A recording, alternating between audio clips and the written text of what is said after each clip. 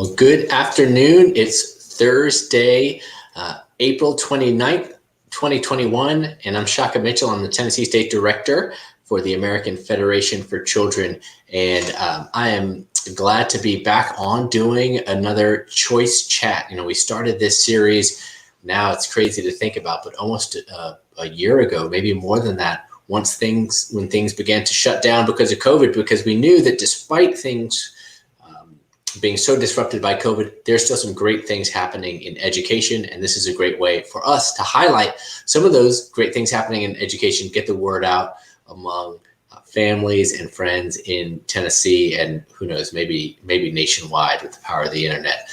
Today, we are joined by some folks from a really great school here in the Nashville community, and I'm gonna introduce them in a second. But part of the reason that we've got folks on from Benton Hall Academy is because April is Autism Awareness Month. And that's a subject that we know is really important to a lot of families that we engage with. And it's also something, autism, that's really important to the folks at Benton Hall. And so I'm really excited to have James Purcell on. Jimmy leads the work at Benton Hall, and Lei Ann Gleaves, who does a lot of really important volunteer. She wears kind of the volunteer hat. But she's more importantly a parent of a student who's there at Benton Hall. And so Jimmy and Lei Ann, thanks so much for being with us today. Glad to be here. Thank you. Yeah, so we'll start with a couple sort of easy ones, and I shared a little bit about this. But Jimmy, what's your role there at Benton Hall? Well, first of all, thanks again. Thanks for inviting us to join in. I'm head of school here at Benton Hall. Benton Hall was founded in 1977, and I've been here since 91. And we currently have 51 students in grades 3 through 12. Over the years, we've helped about 2,400 students who learn differently, struggle academically and socially. I've had students that just have had bad experiences or been unsuccessful in other schools come to us, and we try to help them find their way. So it's difficult for a young person to feel good about themselves if they're in an environment where they're not successful, they're failing. And our purpose and what we've done and what I've helped do for the last 30 years is to educate these young folks, these children, and in a compassionate, nurturing, safe environment, and then just help them reach their potential, whatever that may be. Yeah, so you mentioned there even a couple of the reasons that families might choose your school. So, and we're going to dive into some of those a little bit later, but because it sounds like it's a range of reasons that families come to Benton Hall and choose that as the right spot. Lei Ann, what's been your, what maybe first brought you to Benton Hall? How to get on your radar? Luke was going to public school. He started out there from kindergarten to second grade, and in the Nashville area, I should say, right? Oh yeah, here in Williamson County. Okay. And the summer after first grade was when he was diagnosed with high functioning autism, and so we knew that he needed more help, but his therapist that we had started to use at that time suggested Benton Hall, Dr. Sean Stewart. And so we checked it out. And unfortunately, even then, they didn't start until third grade. So we had to do he had to be in public school still for second grade. And that's when it really was a struggle once we also knew what was up. And one of the red flags was that he was 2 years ahead in math and 2 years behind in reading. Of course, recently we just found out even a lot of the typical kids are behind too, but it was alarming to me that he was 2 years behind, and they couldn't figure out how to move him to the next level. So that was really important, and so that's how we heard about Benton Hall, was through the therapist, and we visited, and we were happy that we found them. So really interesting that you, and kind of telling your story a little bit and Luke's story, because for folks who may not be aware, I mean, something I've often heard, and I live in Nashville proper, but I've often heard, well, what you want to do, you want to be in Williamson County because the schools there are great. The schools there, I mean, to hear it told, it's like walking into Disneyland and everything is perfect. But it sounds like it still didn't work for you. Yes, it did not work for me. Like I said, about the math and the reading, they just didn't know. I mean, even there was definitely, since we're talking about autism awareness,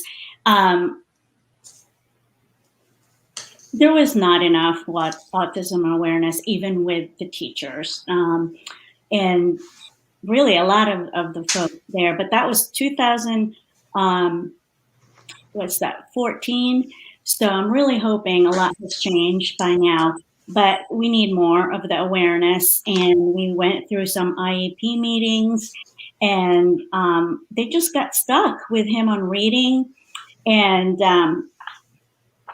for instance, okay, when we got to Benton Hall, after 2 weeks there, Luke was reading chapter books.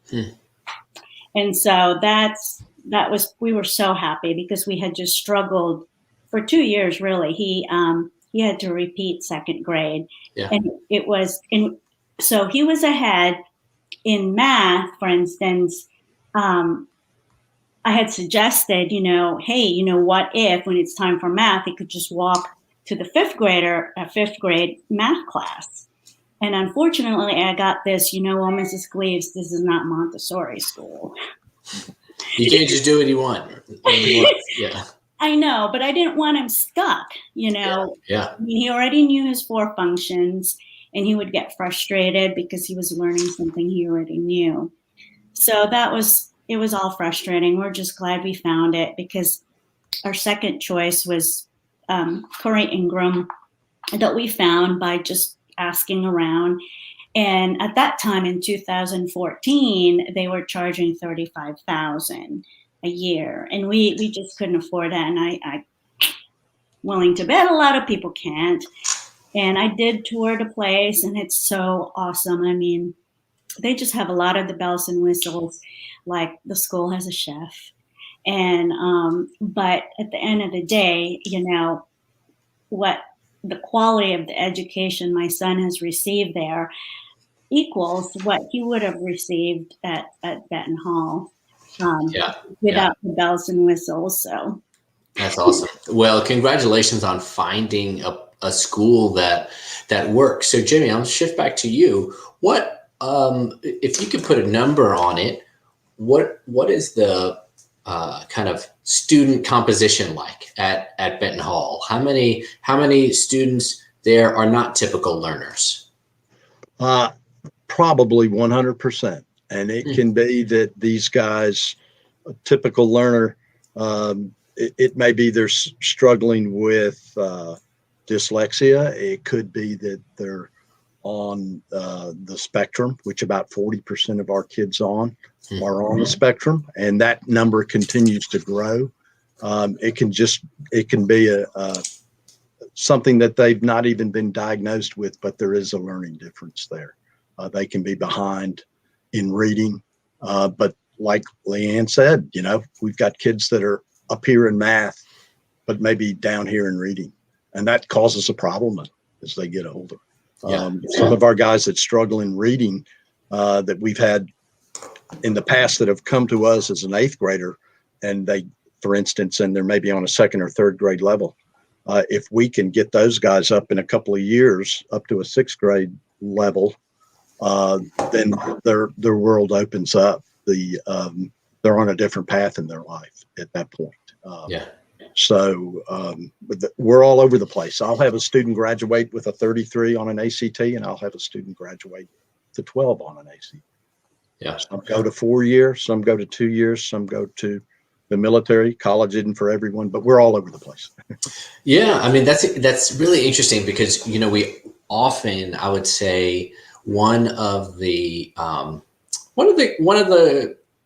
critiques, regardless of whether or not it's rooted in fact, but one of the critiques that you often hear is people say, "Oh, well, private schools don't serve kids with special needs," but in fact, it sounds like Benton Hall, you're serving. I mean, you said almost 100%.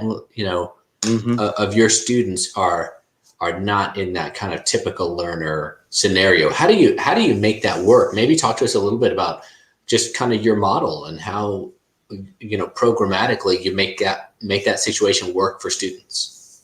The key is the size of the classrooms, and so there's more individual attention. It may not be one-on-one, but there is the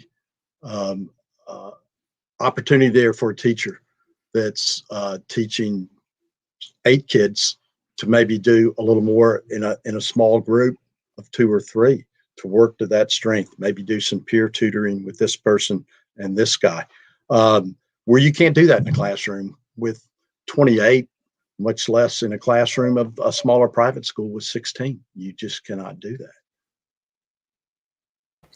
That's the key there. Yeah. And what's the faculty composition like at Benton Hall? As far as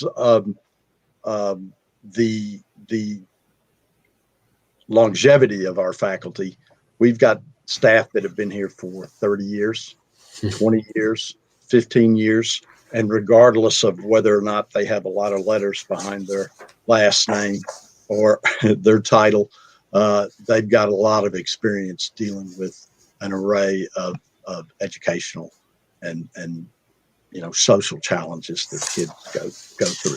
Yeah, and right now it's magnified. You've got to have a dedicated person that's into teaching children, especially our children. They've got to be here for the right reason. It's not a paycheck. Yeah, boy, that's and you say right now it's magnified. So thinking about the time right now, I mean, even a little bit before we went live with this interview, we were talking about just how disruptive things have been with COVID, obviously. What's that situation been like? And I'll ask both of you, Jimmy, maybe talk about from the school administrator standpoint, what's the response to COVID been? Did you guys have to close, and for how long had you make that work? And then after that, we'll hear from Lei Ann about, what's the experience been for your kids, as students and families trying to navigate that. Jimmy, why don't you jump in first? Well, we've been cautious. Maybe some parents maybe think overly cautious just during this whole COVID thing. But we really, done it to keep our students, staff, and the higher risk members of our community safe and healthy. And I think maybe we have a higher percentage of that than some typical schools do. So we're quite aware of that. So we shifted to distance learning right after spring break last year. I think it was March 23rd. And then we continued through September 14th of this year. So when we started back this summer, we went ahead and stayed distance up until the 14th of March. And then we went to a hybrid learning model, then 4 days a week. And we've been going 5 days since March this year, slowly added some of our normal activities. So each time we made the shift, we based it on the data that Tennessee Department of Health and some of our stakeholders have. So it's been difficult, but during the whole time, the distance learning, the teachers, we made visits to students' homes, holding birthday parades, hand-delivered graduation signs, face-to-face meetings with students online as much as possible. My assistant head dean of students would have virtual lunches, a group of guys that would meet and get online with him at lunch. And not a lot of lunch, but a lot of talking, a lot of socializing, anywhere from Fortnite to football. But they were all there together. And we had social groups that we would still do. Our guidance counselor would do social groups. reached out to families. We shared their pain and did as much encouraging as we could do. During the hybrid learning, when we started to go to that, we offered academic enrichment activities. We had like science kits to participate with Mr. Bond, the science guy. Families could pick those up and then go online. And then we provided our students to some of the TPAC virtual shows that were just amazing. So we provided art club, book club. We just really try to take advantage of the new experience and get as much out of it as possible and hanging it together. Well, I love that. The idea, kind of one of the themes it sounds like, is just that staying connected, staying connected with your families, is whether it's faculty members doing home visits and or the lunch kind of discussion groups you talked about, maintaining that connection, right? Because it wasn't just, it's not just families and kids that miss the social interaction. That's tough for faculty too, right? I mean, yeah, it was. I think a lot of people thought that, teachers, they're loving this. No, it was difficult to learn all of these new things and change the way you've been doing your job for 20 years over time. And that's the connection is huge with our kids. Contact, face to face. Our guys don't get it sometimes online. We've got to be face to face with them to connect with these. Yeah. So Lei Ann, what's it been like for, for your children during this time? What's the experience been? Well, when it first started, quite frankly, it was terrible. Luke was in 8th grade then, so there was still that shift. It was like in between middle school and high school. So, I forget if it was a Thursday or a Friday, but for that Monday, Luke had brought home packets for certain classes. And for math, for sure, and I forget what other subject, math was the one that sticks in my mind, was online, because Mr. Sam, that's the math teacher, was able to do that. And because I think some of it had depended on the teacher's Wi-Fi, that type of thing too. And anyway, so I did 8th grade for 3 months, and that was tough. I liked the math. And, listen, I had it easy. I was shepherding first grade at the time, so that was right at my speed. Oh, okay.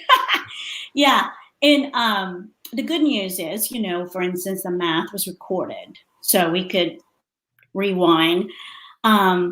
And the other thing, and I had some support. My husband stayed for the first class, and he did that, and that was social studies. And of course, he loved that because that's his thing, history and whatnot. But then it started getting tough, mainly because some of Luke and a lot of the autistic kids are all about their schedule. And now their schedule at school is happening in their bedroom. I mean, so one thing we did was we moved all his desk and everything into the guest room. So, I mean, he was pretty freaked out because when he had to change classes, which is another issue in the first place, they don't like, we do this as adults, we don't know it, but we're doing it. It's hard for us to transition anyway between classes, and now you're doing everything at home. So he was just a wreck in the beginning. But as I talked with other moms, for instance, at Franklin Special School District here, and I could still see it in Facebook because I was friends with a lot of the moms, they were getting packets, which was good. But then I had a couple of moms tell me, not in Franklin School District, but still in Williamson County, that they were pretty much told they were on their own. So when this was happening at Benton Hall, I was just like, I appreciated what I had, because, and in my daughter who goes to FRA, and of course they've got fancy, they have a help desk, for computers.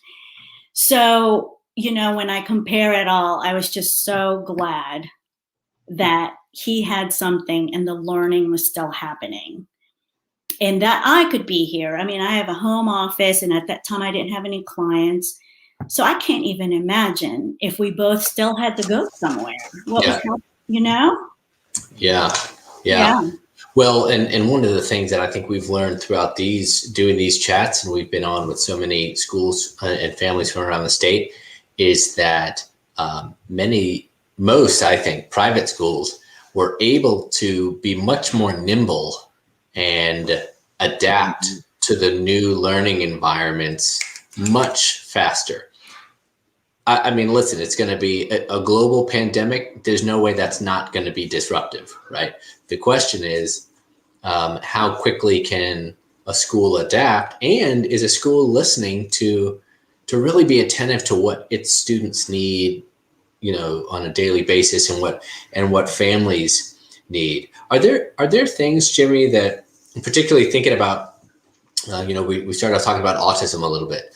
Are there things that in this new kind of hybrid or virtual environment that came out as maybe particular challenges or particular wins, when it comes to meeting the needs of students with autism?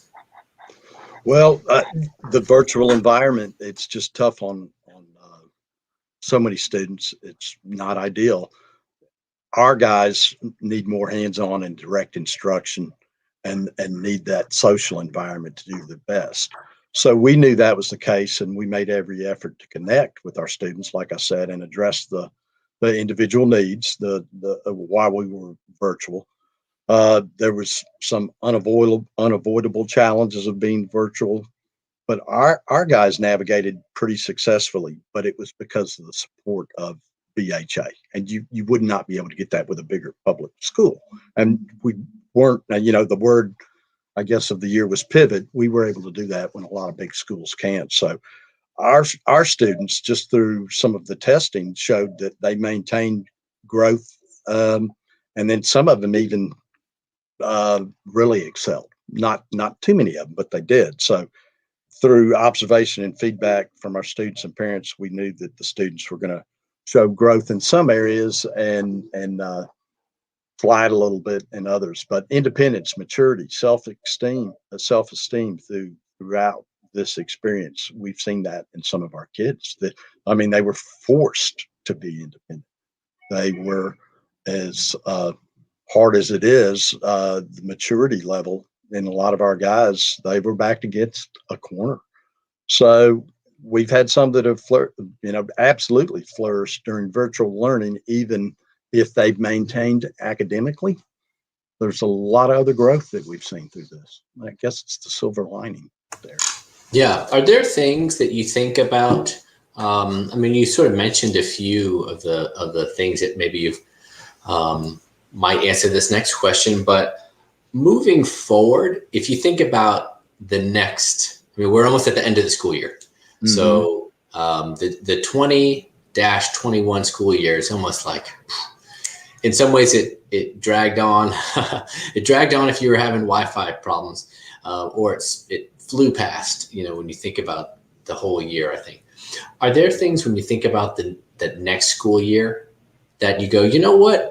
That was a great lesson from an otherwise kind of no good year, but that's something that we learned that we might just keep doing, that we think could still benefit our students moving forward. You have one of those? Yeah, I think our staff have learned so many new skills throughout the pandemic that we're going to we're going to use moving forward. That, they say you can't teach an old dog new tricks, but I learned a lot. And I'm further behind than some of the other teachers that are as mature as I am. But utilizing Google Classroom, meeting virtually when the students are out of the building. So if for some reason we do have several students out, there's no reason why that student can't log on and be part of the class from this point on. reducing waste by using more digital materials. Those are just a few things. One of the things we realized was the last 3 times we've had parent-teacher conferences, they've been virtual, we've had more parents participate. So, and it's been easier for our staff to shift from one classroom to the next and get to see all the parents. So we're going to probably continue to do that. It just provides more flexibility for the families, and we get to see more of the parents. Yeah. Yeah. I love that. I mean, I love thinking about, I mean, we're always in education, right? Thinking about how you grow family engagement and how you kind of increase those connection points without becoming overly burdensome. But, you know, we know that, man, when educators and parents are rowing in the same direction, that's really where there's some power, there's some force there. And so, yeah, thinking that's a great thing for us to consider, that you may see some new ways to engage a higher number of your parents moving forward. That's pretty awesome. I want to be mindful of time because this half an hour has flown by. And so let me just already thank Lei Ann for joining us, for sharing a little bit of your story. And we hope that, you know, Luke continues to thrive, but we're so glad that your family found, sounds like a great place in Benton Hall. One of the things that I did want to mention is that, you know, Jimmy, there's a number of ways, but I wonder if you might just say a little bit about the IEA program, because that's a program that parents may not know about, but that I believe they can use at Benton Hall. Is that right? That is correct. That's through the Tennessee Department of Education. It's the Individual Education Account. And if you get on their website, there's a lot of information, good information there. And it kind of helps you see if your child would be eligible for the funds. And the average funds that go to a family is about $7,000. And you can read more on that. And that can be applied towards a private school that participates in the IEA program, which I believe there's about 26 across the state of Tennessee.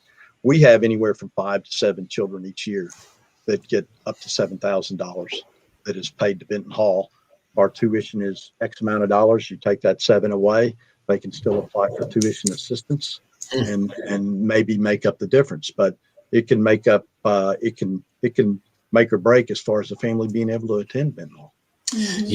Yeah, no, that's awesome. And to parents watching, I'm sorry to bury the lead, because that's really, really important to know, right? You think Lei Ann mentioned a school that for them, for most families, you know, $35,000 a year or something tuition was just out of reach. Well, you know, even a school with a much more modest tuition might be financially out of reach, but the IEA program is a great program to use because, as Jimmy said, families can access that. You can get your state dollars, about $7,000 per pupil, and you can apply that to private school tuition, and you can still apply for other financial aid. So, boy, that's a really awesome program. Could be a real bridge to getting students in a school that meets their needs, that serves them really well. Exactly. Yeah. Well, listen, Jimmy, Lei Ann, thank you so much for joining us on Choice Chats. We're talking a little bit about Benton Hall, and I definitely encourage. I've been by your school. I was really glad to walk around the school, see the kids in action. The kids were really, back when you could do that, back when you could visit schools. But I remember the kids just being really thoughtful and asking me how I was doing, which is always kind of a funny thing. But really appreciate you being with us today, and hope the rest of the school year, goes really well. Yep, and we're looking forward to better days ahead and another school year in the fall. It's going to be great. Absolutely. Thank you for having us. You bet. Right. And stay tuned, everybody, for another Choice Chat. We'll be coming to you in May, probably talking a little bit about charter school week. So stay tuned for that. All right. Take care. Thank you. Bye.